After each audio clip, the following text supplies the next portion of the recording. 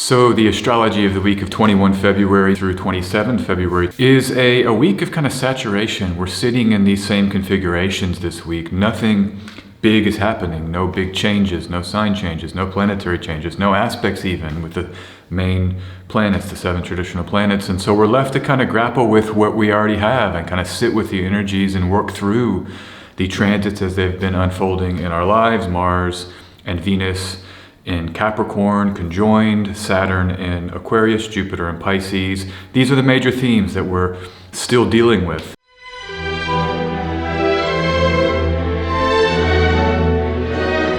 So let's jump into the charts. Let's jump into the week. My name is Astrologer S.J. Anderson. Thank you for being here. This is my weekly astrology video. I offer it every week. And I just take a look at the astrology, just jumping in, seeing what's going on, looking at aspects, sign changes, planetary stations, trying to extract some bigger themes maybe that can be useful in our lives to contextualize the events in our lives, the things we're facing. You know, the astrology, I think at its best, is a tool of context. It's a tool to help us maneuver and understand what is already happening. And so that's sort of what I try to do here. I want to extract theme, show some timing or when energy shifts as a way to help us, thrive and understand, seek to understand maybe the best term, because I think understanding, wisdom, knowledge is maybe better than thriving. You know, thriving is just part of the cycles of life. Sometimes we're thriving, sometimes we're hurting, sometimes we're processing. You know, there's all these colors and sounds and a whole different flows for what life is. And it's not always that kind of full thriving, I'm at, hitting at all levels. Certainly that can come, and that's wonderful when it does. And, I say this for me this week, wow, what a week we went through last week. I talked about it in my video last week. I was talking about this full moon and how the benefics, Venus and Jupiter, made no aspect to that full moon, and that the moon was square the nodes, or conjoined the north bending, and then it was opposite Saturn. And so what a rough moon it was for me. I mean, it wasn't like horrible or anything, but I just was like, dealing with what happens when the astro weather can shift sometimes. It just sort of manifests psychically, unconsciously. I was kind of knocked out a little bit, just, needing to rest and process. And it was very nodal for me, very eclipsy.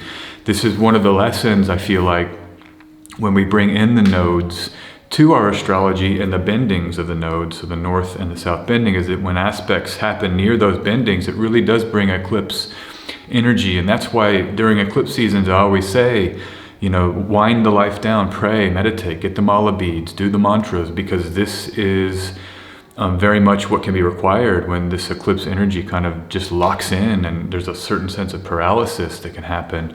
Certainly felt it this week for me, and it took me off guard. I mean, I made videos, I'm looking at the symbolism. Often I just read the symbols and then kind of going in my day. I've got a lot of rhythms that are active and a lot of flow with how I work and stuff, but it took me off guard. And so I'm just still kind of recovering from it a little bit, which is good, and just sort of slowly sort of reintegrating and coming out of some discombobulation from it.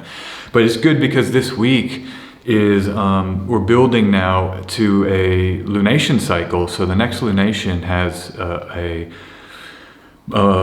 new moon in Pisces closely conjoined Jupiter, and then a full moon in Virgo in that lunation.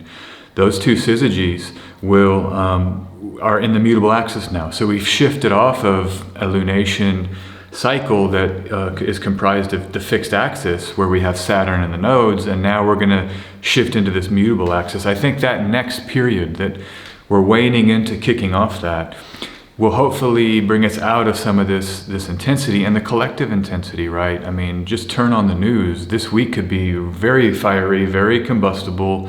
You've got stock markets falling, you've got the crypto markets falling, you've got geopolitical crises that are kind of emerging.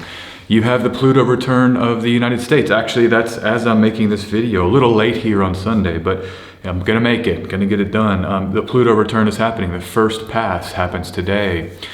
Stock markets are closed Monday, but look for Tuesday, Wednesday, when we get this Scorpio moon this week, where I think we're going to have another maybe episode, let's say, on the collective level, whatever that is going to entail.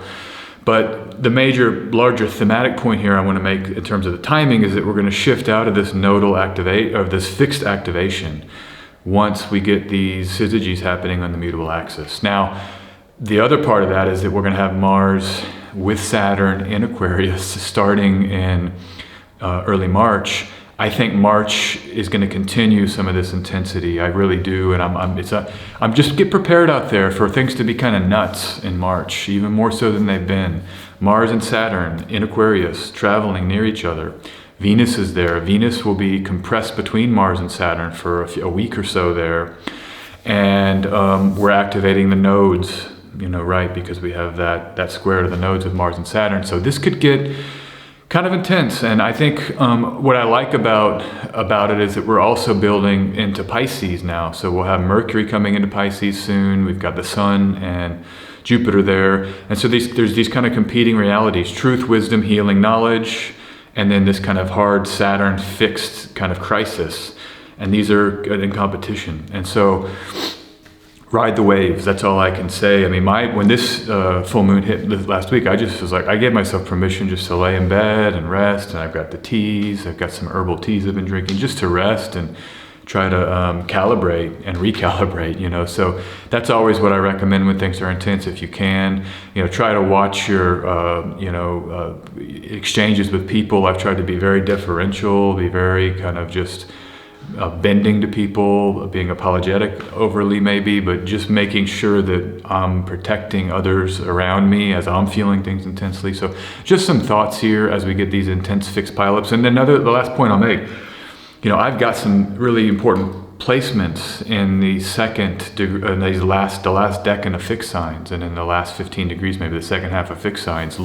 And maybe that would explain why I'm feeling what I'm feeling. But this is a great example where sometimes when difficult transits hit, you really can see how the natal activations, particularly the hard aspects, the oppositions and the squares and the conjunctions, when those transits that are challenging hit the natal chart in these so-called hard aspects, it really does have an impact and an effect. And I was talking to some friends on Twitter, and they were like, oh, I love that Leo moon. And I was, messaging them, hey, what's going on? I guess, and it really is an example of how we can all experience things differently. So if you're doing great out there, I just give you, awesome. Carry the load for us. This is the thing about astrology that's also so cool. It explains why some people are struggling while others are empowered. And this is where we can sort of carry each other's weight, as needed to help each other in the larger communities that we're in. So, all right, that's the introduction. Let's shift now. The thing about this week, there's nothing. There's no planetary aspects, no sign changes of any kind. There's just nothing.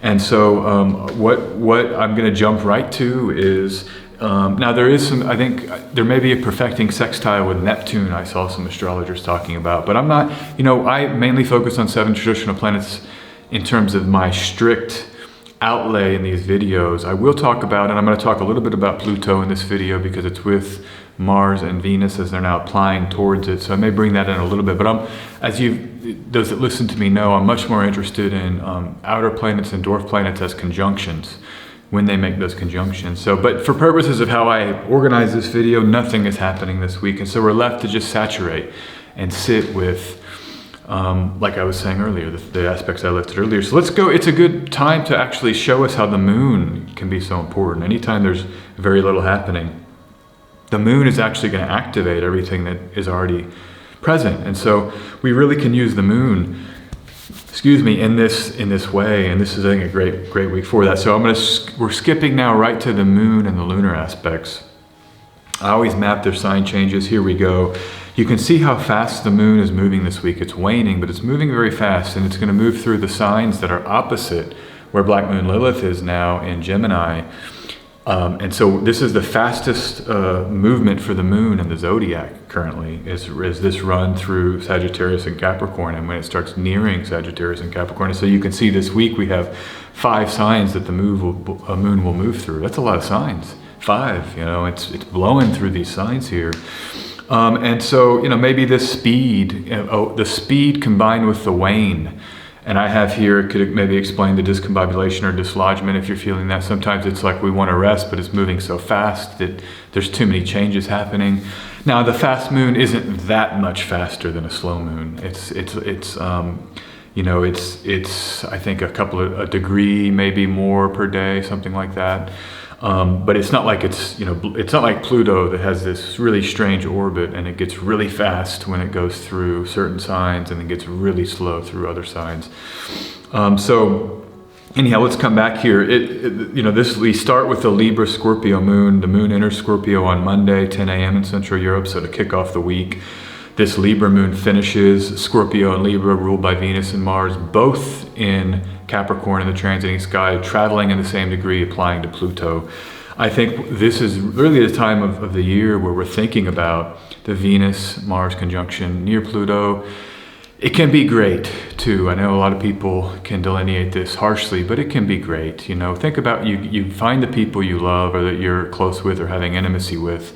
You get with them and you talk about serious matters, things that are already present, right? That's the thing about relationships. There's all this stuff always happening, right, under the surface, in terms of my family issues, my issues, their issues, our issues together. The dynamics that haven't been talked about yet, but that need to be. There's always this under the surface reality that's happening. And so I think this Venus-Mars applying to Pluto here might be a great opportunity to sit down with people we're intimate with and just get honest. Hey, let me share some stuff. I need to run this by you. This is what I've been thinking about. This is my perception. Let's talk about this dynamic. Let's check in with about how we're dealing with each other. Where are we at together? All of these sort of real conversations are the real power of Pluto, and it's Pluto power. Pluto power is kind of positive in a deep way. I mean, I think more than as I've gotten more into it and given my attention to it a little bit more over the last really year, 18 months, I've come to really appreciate just how much of an unearthing it does, but it's necessary unearthing. It brings things that are already there for us to see and deal with. It's like the idea of being in denial, if you've got like an addiction and, an alcohol addiction or something, and it's just like, oh no, I'm just drinking because I like to have fun. When everybody else knows, you're always drunk. I'm talking about myself. I haven't had drops of alcohol in many years, so I can kind of make fun of myself a little bit. But everybody knows the truth, and then it's this plutonic moment can be when we actually get the realization of that truth, maybe for the first time, and then true healing can emerge out of that. And so that's why I love it. And so we have Venus and Mars now applying to this degree, this area where Pluto is. It's a perfect time to do that. And it's the opportunity of it, again, to reiterate that, the opportunity of the truthful and honest dialogue about our relations with others, and particularly our deep, intimate relationships. That's often where these kind of conversations are most needed, right? I don't need to have this plutonic conversation with the girl at the coffee shop that's going to give me tea. I mean, that's just not appropriate, But the people that I'm sharing and have deep intimacy with, this is where this can kind of emerge. We can also hold space for each other, that's the other beautiful thing. Sometimes it's just being a container when someone else is maybe processing and they just need a witness, and we might be able to hold space and witness for others during this time. So, okay.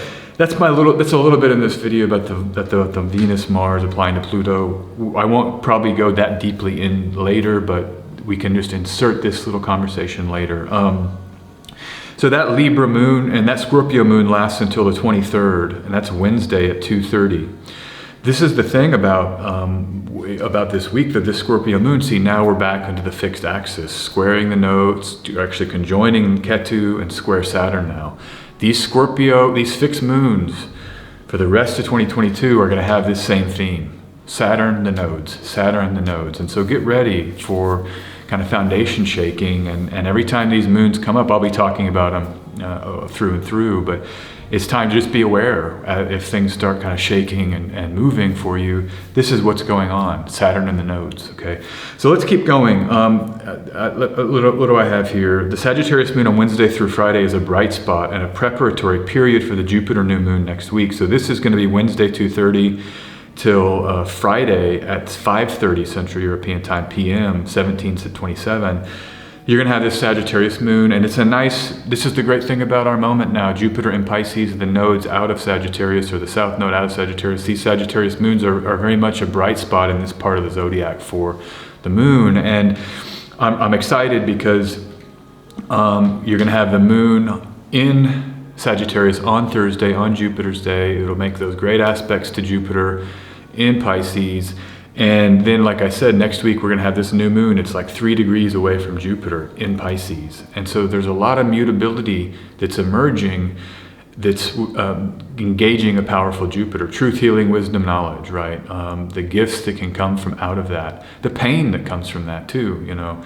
The way that when we see things that there's pain, and it can be hurt, it can require like, it can open, right? And then when it's open, we need to tend to that new vulnerability. That's all Jupiter stuff. Vulnerability, I think, is a perfect keyword for Jupiter because it's big and we're like expanding and it's scary, you know? And so this is happening now, this week and next week. And this is gonna be a huge theme all of the next 2 months. Jupiter and Pisces, themes of truth, beauty, wisdom, knowledge. I said beauty there, I think, because Venus will be joining. Venus is exalted in Pisces. There's certainly a creative element. I just been seeing Kurt Cobain videos. It's his birthday today. And Kurt Cobain's he's a Pisces sun, but a perfect embodiment, I think, of the creative Pisces, because it's very much about pain. But the beauty of expressing pain, the truth of pain, first of all, it's the first nodal truth of Buddhism, suffering, how true it is. I mean, the pains we felt are sometimes the most true things in our lives. When I lay my pillow down, I think about, you know, these people and the intense moments in the past, and you know, that's true. It's as true in the sense that it's stayed in my consciousness and my unconscious, and it's living, you know. And then to express from that truth, those deep truths, it's a real beauty in that. In fact, it's almost like beauty can't happen without this kind of element of deep and profound truth in a certain way. You know, to not include that as kind of a faux experience.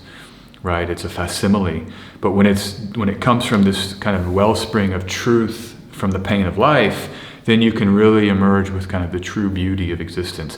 This might be, you know, a very Piscean philosophy, but I was listening to Kurt Cobain, that Unplugged record on Twitter. People were posting it, and you know, that song, I think, About a Girl. This was like this kind of sad song that's about kind of love and heartbreak, and then the closing song on that set was called Where Did You Sleep Last Night? Leadbelly, the blues musician, one of his songs, and it's it's like a gut-wrenching, the love of this woman, and where was she sleeping, and the jealousy, and the truth, and all of that stuff I was just talking about with Mars and Venus applying to Pluto. You get that with the truth that can be emergent in Pisces with Jupiter there, and then a moon now in Sagittarius flowing back into that Jupiter in Pisces. So that happens until Friday, and then what we're going to have is 5:30 or 1727 on Friday in Central Europe, and then through the weekend we get here this the moon runs the Saturn gauntlet over the weekend, is how I've written this.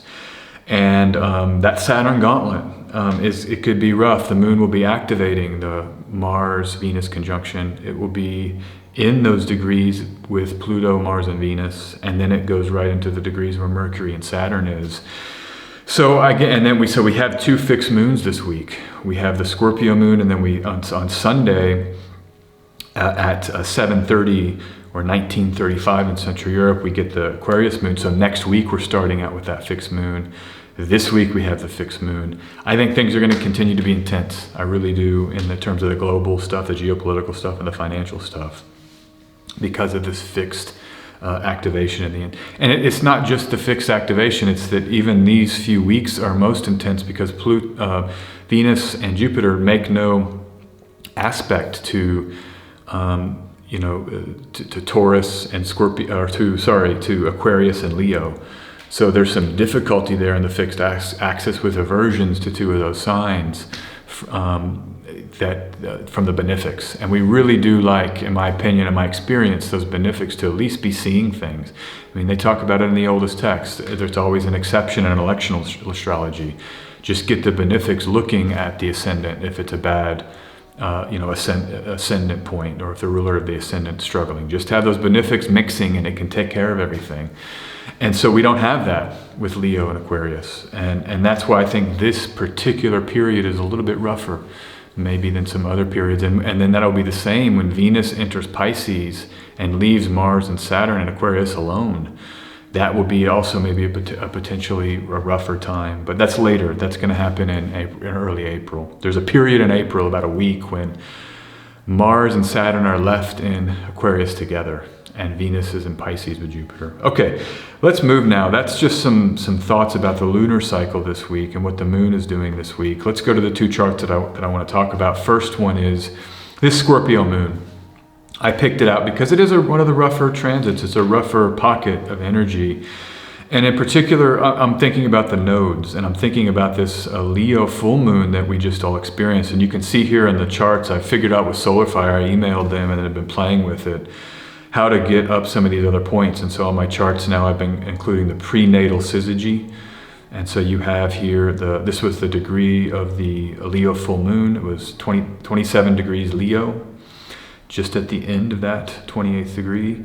And then I've got Haumea and Makemake, the two dwarf planets that I've added here. And so these charts now include all of the dwarf planets. The astronomical dwarf planets are now embedded in these charts. And I'm looking forward to doing some more work with those, trying to understand. One of the big underrated themes, and hasn't been talked about, and I plan to do some tweeting after some research here, is that Haumea is going to enter Scorpio this year. And Haumea does not change signs. It takes like years and years. So this is a big shift in 2022, the Haumea and Scorpio. I'm going to go take a look at what that's been like in previous years, just to get a sense of that. And I plan to, like I said, do a little bit more, but with Haumea and Makemake. Part of why I want to is that I think that our contemporary astrological community is almost, there's too much placed on Pluto, and that's Plutonic for me to even say, so I understand that. But I guess what I mean by that is I think that focus and that astrological skill set, I think that these other dwarf planets deserve attention. They deserve some of that energy that astrologers place on Pluto, because they're just as important potentially, and especially Eris. Right, so I'm going to try to do that. That's one of the things I've really kind of decided I want to try to do. So look for more on Twitter. I've already tweeted that, look for more, but I will be tweeting about that maybe in the coming weeks. Haumea does not enter Scorpio, I think, until the middle of the year. But okay, so let's just keep going back with this chart. What I'm looking at here, it's the fallen moon is square the sun. So the Scorpio moons are always rough. I say that as a natal Scorpio moon, but in terms of the electional astrological traditions, you'll see in older texts, it's like, okay, do all this, but never have the moon in Scorpio. They're just like, okay, here are all the rules, but the moon can never be in Scorpio. And they just underline that, or Capricorn. You don't want to have the moon in a sign that it's struggling when you do an election. It's too fundamental. Now, there's all kinds of great things about Scorpio moons. I love it. I mean, I have it. So I've had, I've got to integrate that energy and work with it. They can be kind of well equipped with dealing with heavy duty themes, and heavy duty kind of truths, to go back to this idea of truth, emotional intensity, being able to hold that depth of emotional intensity is some of the great, I think, features of the Scorpio moon. But let's come back here. The world, and this is what I was just going to say, this is the transit that I would point to for more activations in the world story that we're going through right now. Because look, Saturn is there, 18 degrees Aquarius. This is happening in 26 degrees Aquarius. The moon Ketu conjunction. Rahu, of course, is exactly opposite.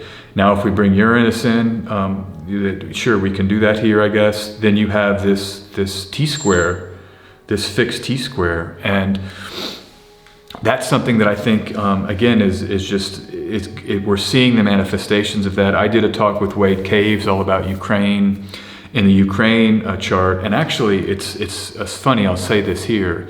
The US Sibley chart, the Ukraine chart, the Russia chart, the China chart, and then the chart of the 2020 Aries ingress, which is really important because it was the ingress before the Jupiter-Saturn conjunction. All 5 of those charts have a Scorpio moon. And the moon is the people. The moon is the collective energy of the mass of people. And so this fixed activation that we have right now is hitting the moon of the major superpowers of the world, and in that root chart.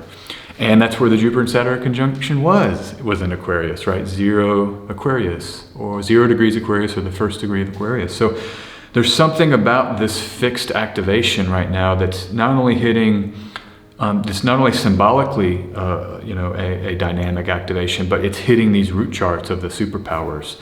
And that's why I think when Mars comes into Aquarius in March, early March, and then stays there until mid-April with Saturn, Mars, Saturn, and Aquarius, this has got me a little bit concerned. So, I always try to project positive, pray for peace, but be prepared if there is kind of strange and wild stuff happening. This could pivot once Mars gets out of Aquarius. Once Mars gets into Pisces where it's strong, and then Jupiter and Mars get into Aries. So both Pisces and Aries are very good for Mars and Jupiter, and that starts mid-April. So, okay, let's just shift here. This was the major chart I wanted to look at. Now, what else is in this chart? There's something about, I'm going to skip this to the next slide. I'm just going to point out that Venus has now entered its Egyptian terms. That happened last week. But also Jupiter is about to enter its Egyptian terms. And by this chart on Wednesday, so by Wednesday here in Central Europe, you're going to have Venus and Jupiter now in their own terms, where for so long they were exchanging terms, and now they're in their own terms. And it's almost like they prepared each other to step up and then do some lifting for us. And so I love it that this is maybe some mitigation for certainly the moon in Scorpio that makes a sextile to Venus. And Jupiter makes a trine to that Scorpio moon. So this is some mitigation for the Scorpio moon. Maybe we get access to more of the kind of depth of emotional processing versus the kind of intensity of just being kind of ripped open. Maybe we can use this to find a home in the pain. That's ultimately, when you heal, you have to get comfortable in that pain to like face it and heal it. I go back to Dune, I just watched it again. Paul Atreides puts his hands in the box, and this new Dune is awesome because he's like first making loud noises, and then he digs deep, and he basically looks up. He like makes friends with the pain, and then he starts staring down the Bene Gesserit mother, and he like turns it into this great power. I think that's the kind of benefit of a deep Scorpio moon. But with this help from Venus and Jupiter, this is kind of an auspicious side to this particular chart. Now, no aspects here to Aquarius, but we do have trines and sextiles to Scorpio. So, okay, let me go now to the transitive week. This is really the chart I'm looking at the most this week, which is the chart of Jupiter in Pisces, power. That's the theme. That's what I'm going to title this talk, is Jupiter in Pisces power, because there is this transit of the week, the moon in Sagittarius. And look at the chart I've picked here. You've got the moon in the 10th house, somewhat near the midheaven. You've got a Pisces rising, so you can catch Jupiter rising on Jupiter day, Jupiter hour even, and get this very powerful Jupiter energy after Jupiter is now here in these degrees of Pisces, in its own decan, in its own terms, in its own domicile, and ruling the moon. And Mars and Saturn are not harming the moon or Jupiter, or the nodes aren't playing a role either. This is a powerful, powerful chart. And so, yeah, I think this is really what I'm going to say, and I have here that's the active exploration of truth here. The reason why I say active is because the Sagittarius is a fire sign, and so it's going out into the world. How do we explore truth actively? And this might be the experience. This is why I think travel. It relates to the 9th house. I know in the alphabet component that a lot of astrologers have developed, the 12-letter alphabet, where you say Sagittarius is the 9th house. This what I'm about to say fits with the 12-letter alphabet, but it doesn't have to, because and I'm not against the 12-letter alphabet necessarily. I like to use it when it works and abandon it when it doesn't. This is one of the times I think it works, because the 9th house is a house of traveling, higher education, higher thought, religion, esotericism. But these are all Jupiterian significations. I mean, you can read those same significations in text when you read about Jupiter as you do when you read about the 9th house. And the key thing I think about with the 9th house is what things that shifts our mentality, changes our mental states and our mentalities. And travel, so travel does that. You go to a new place and it's like, whoa, new language, new food, and new visuals. That's my favorite part about traveling, is seeing the new colors And every city's different. The architecture, what people wear, how the businesses sell themselves, what businesses are even popular. Like here where I am, there's like juices, so popular here. There's juice shops on every corner. Juicing, you know, that fad, that new age fad in America really took off here, and it's just juice shops everywhere. It's not like that in every city, even in this country or this region. So you get these kind of special features of a new location that can change our mentality, and it's a way to access the truth about life when you see how people are living, other human beings are living. But it's active. You have to get on the bus. You know, what's that song? Paul Simon, Get on the Bus, Gus. I forgot the name of it. It's about a breakup. It's about like a breakup kicking the lover out, and I forgot the name of that song. But I always remember that line: "Get on the bus, Gus. Make a new plan, Stan." I think that's the second lyric. But this is the active force of Jupiter, and particularly in Sagittarius, we choose to go into the world and do things, explore life as a way to find truth. To find who we are, really. I mean, you're going to find out who you are if you pack a bag, get on a plane, and go thousands of miles across the planet. You'll have to understand how you adapt. You'll have to make people to help you survive in a place, make connections. It really can show us who we are when we take steps into discovery and truth. And it's the other side. You know, Piscean and the Scorpionic is maybe these internal states of grappling with, you know, feeling about our past and processing the truth of experience. But the Sagittarian side is then going into the world and testing ourselves and deploying what we've learned. So that's what I love this moment here. And maybe you travel a little bit. Maybe you can get into your neighborhood.